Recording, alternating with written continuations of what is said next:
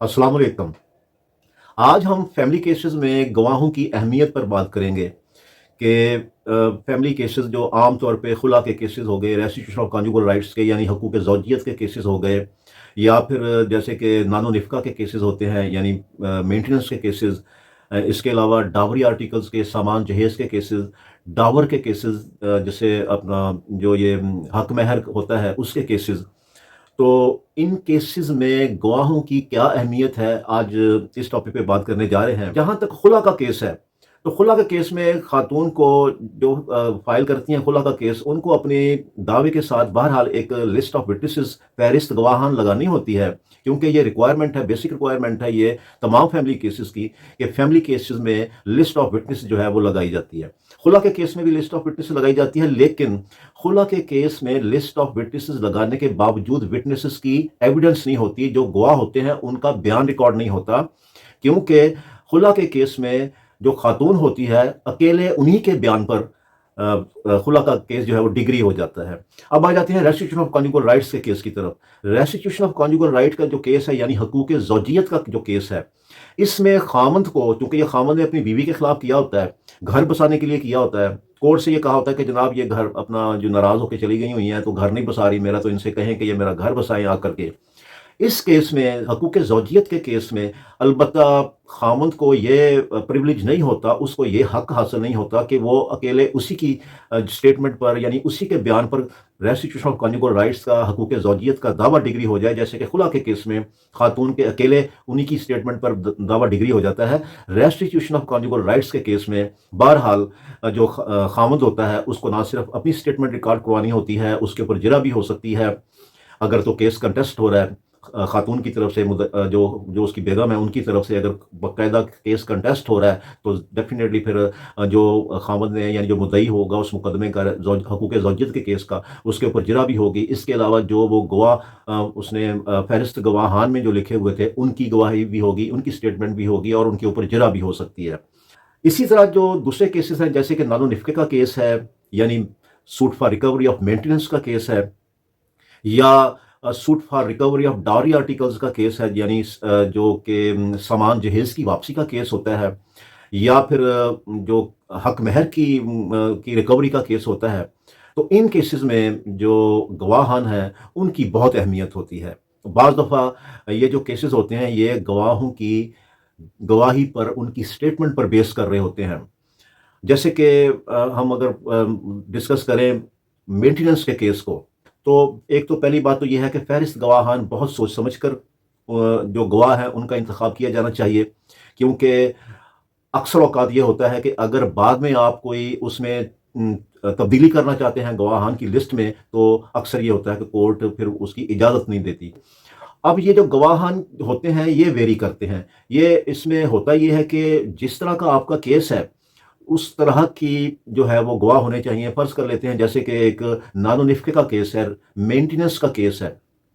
अब ये मेंटेनेंस का जो केस होता है ये असल में एक इंटरनल मामला होता है दो फैमिलीज़ का, यानी खामंद का और उसकी बेगम का। जैसे अगर फ़र्ज़ करें खातून क्लेम करती हैं, अपना मेंटेनेंस क्लेम करती हैं, अपने बच्चों का मेंटेनेंस क्लेम करती हैं, यानी नानो निफ़्का खर्चा क्लेम करती हैं, तो लाज़मी तौर पर ये अगर वो खर्चा खामद नहीं दे रहा तो फिर ये उसकी वालदा को पता होगा, उसके वालिद साहब को पता होगा कि वो खर्चा नहीं दे रहा इसका हस्बैंड, या उसके बहन भाइयों को पता होगा, उसके जो भी उसके बहनोई हैं या कोई बहन है उनको पता हो सकता है। ये किसी मोहल्लेदार को इसका पता नहीं हो सकता, क्योंकि ये डायरेक्ट विटनेस होते हैं। अगर हम ये कहें कि जो खातून है वो अपनी किसी सहेली का, अपनी किसी दोस्त का वो नाम लिख दे, तो दोस्त जो है वो सुनी सुनाई शहादत के लिए आएगी, यानी सुनी सुनाई शहादत। जैसे उसको वो आके बताएगी कि जी मुझे मुद्दइया ने बताया था कि वो खामन जो है वो नहीं दे रहा, खर्चा नहीं दे रहा, यानी वो डायरेक्ट विटनेस नहीं होती। तो डायरेक्ट जो विटनेस होते हैं, जो आई विटनेस होते हैं, जो देख रहे होते हैं सारी सूरत हाल को, उनको इस तरह के केसेस में विटनेस गवाह बनाना चाहिए। जैसे कि मेंटेनेंस के केस में मैंने अभी कहा कि जो फैमिली मेंबर्स होते हैं उनको सारी सूरत हाल का पता होता है, लिहाजा उनको गवाहों की लिस्ट में उनका नाम देना चाहिए। किसी फैमिली फ्रेंड का या किसी मोहल्लेदार का उसमें नाम जो है वो इतना इफेक्टिव नहीं होता बनिस्बत के جو فیملی ممبرز ہوتے ہیں وہ زیادہ افیکٹو رول پلے کر سکتے ہیں، وہ زیادہ اچھے طریقے سے کورٹ میں آ کر کے اپنی اسٹیٹمنٹ ریکارڈ کروا سکتے ہیں، تمام فیکٹس بتا سکتے ہیں کورٹ کو کہ جناب یہ اتنے عرصے سے آئی ہوئی ہے، اتنے بچے ہیں اس کے، اور جناب جو ہے وہ ہم اس کی دیکھ بھال کر رہے ہیں، اس کے بچوں کی دیکھ بھال کر رہے ہیں، جو اس کا خاوند ہے وہ جناب جو ہے اتنے عرصہ سے یہ جو ہے مینٹین نہیں کر رہا، نہ بچوں کو مینٹین کر رہا ہے، نہ اپنی بیوی کو مینٹین کر رہا ہے، تو یہ فیملی ممبرز جو ہے وہ زیادہ اچھے طریقے سے اس بات کو ایکسپلین کر سکتے ہیں۔ اب آ جاتی ہے بات suit for recovery of dowry articles کی، یعنی سامان جہیز کا جو دعویٰ کیا ہوتا ہے خاتون نے، اگر اس کو دیکھیں تو ڈیفینیٹلی اس کے ساتھ بھی ایک فہرست گواہان خاتون نے لگائی ہوتی ہے۔ اب یہ جو فہرست گواہان ڈاوری آرٹیکلز کے کیس میں ہے، یہ ویری کر سکتی ہے، یہ جو ہے اس میں فیملی ممبرز بھی ہو سکتے ہیں، اور اس میں جو محلے کے جو بھی وہاں کے محلے دار ہیں وہ بھی گواہ ہو سکتے ہیں، جو بتا سکتے ہیں کہ جناب جو ہے وہ ہمارے سامنے اتنا سامان جو ہے وہ کسی ٹرک پر اس کو لے کے جایا گیا ہے، یہ سارا کچھ ہمارے سامنے جو ہے وہ لوڈنگ ان لوڈنگ ہمارے سامنے ہوئی ہے۔ تو وہ فیملی کے علاوہ جو محلے کے لوگ ہیں وہ بھی جو ہے وہ بہرحال اس میں ایک اچھی گواہی دے سکتے ہیں۔ اس میں بھی عام طور پہ جو فیملی ممبرز ہوتے ہیں وہ زیادہ افیکٹو ہوتے ہیں، کیونکہ اس کے ساتھ ساتھ پھر جو رسیدات ہوتی ہیں جو بھی سامان جہیز کی اگر اویلیبل ہوں تو وہ خود سے بھی جو رسیدیں ہوتی ہیں سامان جہیز کی وہ خود سے بھی بتا رہی ہوتی ہیں کہ یہ سامان جو ہے وہ خاتون کی طرف سے، اس کے والدین کی طرف سے خاتون کو دیا گیا ہے تحفے میں۔ تو یہ بھی بہرحال ایک اس میں ہمیں سامنے رکھنا چاہیے کہ یہاں پر بھی فیملی کے جو ممبرز ہیں ان کی گواہی جو ہے وہ زیادہ اوتھینٹک ہوتی ہے۔ لیکن اس کے اگینسٹ اگر جواب دعویٰ اگر دیکھیں ایک خاوند کی طرف سے، اس میں بہرحال اگر اس میں دو چیزیں ہو سکتی ہیں، ایک تو یہ ہو سکتی ہے کہ عام طور پہ دیکھا ہے کہ جو خاوند ہوتا ہے وہ بتاتا ہے کہ جناب یہ جو سامان جہیز کی لسٹ انہوں نے لگائی ہے ساتھ میں، اتنا تو سامان جہیز آیا ہی نہیں ہے، سامان جہیز تو جناب یہ آیا تھا۔ وہ اپنی ایک لسٹ لگا دیتے ہیں، جو مدعا علیہ ہوتا ہے، جو خاوند ہوتا ہے وہ اپنی ایک لسٹ لگا دیتا ہے کہ جناب یہ سامان جہیز آیا ہے۔ اب اس کو ثابت کرنے کے لیے بھی اسے بہرحال فیملی ممبرز کی ضرورت پڑے گی کہ فیملی ممبرز بتا سکتے ہیں کہ جناب یہ سامان آیا تھا۔ اس کے علاوہ جو خاتون بتا رہی ہیں، پوری لسٹ بتا رہی ہیں، سارا سامان نہیں آیا، اس میں اس کے بھائی ہو سکتے ہیں، اس کی بہنیں ہو سکتی ہیں، اس کے بہنوئی ہو سکتا ہے، کزنز ہو سکتے ہیں، یا پھر اگر وہ یہ کہہ رہے ہیں کہ یہ سامان اتنا نہیں اتنا آیا ہے، کم آیا ہے، تو بعض دفعہ جو محلے کے جو پڑوسی ہوتے ہیں ان کی گواہی بھی بعض دفعہ افیکٹو اس طرح ہو جاتی ہے کہ وہ آ کر کے بتاتے ہیں کہ جناب ہمارے سامنے یہ جو ہے وہ اس طرح سے کر کے سامان آیا تھا، اور وہ یہ سامان آیا تھا، اس کے علاوہ کوئی سامان ہم نے آتے ہوئے نہیں دیکھا، کبھی نہیں دیکھا، نہ دن کے ٹائم پہ نہ رات کے ٹائم، کبھی ہم نے یہ سامان جو انہوں نے اتنا زیادہ بتایا وہ ہم نے کبھی نہیں دیکھا۔ تو بہرحال بعض اوقات جو محلے کے گواہ جو بھی محلہ دار ہوتے ہیں، ہمسائے ہوتے ہیں، ان کی گواہی بعض دفعہ افیکٹو ہو جاتی ہے، خاص طور پہ اگر مدعا علیہ نے، خامد نے اپنے جواب دعوے میں یہ کلیم کیا ہو کہ جناب یہ تو سامان جہیز لے کر کے ہی نہیں آئی۔ بعض دفعہ یہ بھی صورتحال ہوتی ہے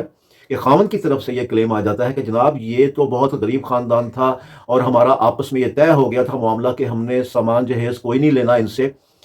تو اس صورت میں پھر وہ کلیم کرتے ہیں کہ جناب سامان جہیز تو یہ کوئی بھی نہیں لے کے آئیں، کچھ نہیں لے کر کے آئیں۔ تو وہاں پر بہرحال پھر جب کہ یہ جو فیملی ممبرز ہوتے ہیں، نہ صرف ان کی گواہی، ان کی سٹیٹمنٹ تو ضروری ہوتی ہی ہے، لیکن اس کے ساتھ ساتھ اگر ہو سکے تو اس محلے میں جہاں پہ وہ رہ رہے ہیں، جس گلی میں وہ رہ رہے ہیں، خاص طور پہ جو ان کے ہمسائے ہیں، ان کے ساتھ تھوڑی سی انٹریکشن کر کے ان کی گواہی بہرحال ان کے نام دینے چاہیے بطور گواہ، کہ وہ آ کر کے کورٹ میں بتائیں کہ جناب یہ خاتون کوئی سامان جہیز لے کر کے نہیں آئیں، ہم اس گلی میں رہتے ہیں، ہمیں پتہ ہے کہ کوئی سامان جہیز نہیں آیا۔ تو بعض دفعہ جو محلے دار ہوتے ہیں، جو گلی کے ہمسائے ہوتے ہیں، بعض دفعہ ان کی گواہی، ان کی سٹیٹمنٹ بھی اہمیت جو ہے وہ اختیار کر جاتی ہے۔ تو اس میں بہرحال احتیاط کرنی چاہیے۔ اسی طرح خاتون بعض دفعہ یہ بھی کلیم کر رہی ہوتی ہیں اپنے جو ڈاوری آرٹیکلز کے دعوے میں، سامان جہیز کے دعوے میں سونے کا ذکر کر رہی ہوتی ہیں، طلائی زیورات کا ذکر کر رہی ہوتی ہیں۔ تو یہ تو ظاہر ہے جو اگر کوئی محلے دار ہے یا کوئی فیملی فرینڈ ہے تو وہ تو نہیں بتا سکتا کہ جناب جو خاتون کا جو زیور تھا یا طلائی زیورات تھے وہ انہوں نے چھین لیے، اس کو اٹھانے نہیں دیے گئے۔ تو ایسے جو معاملات ہوتے ہیں اس میں بہرحال جو بھی فیملی ممبرز ہوتے ہیں خاتون کے، جو اس کے رشتہ دار ہوتے ہیں قریبی، ان کی گواہی جو ہے وہ زیادہ افیکٹو ہوتی ہے۔ تو آج میں نے جو ہے وہ تھوڑا سا اس پہ بات کرنی تھی کہ جو فیملی کیسز میں جو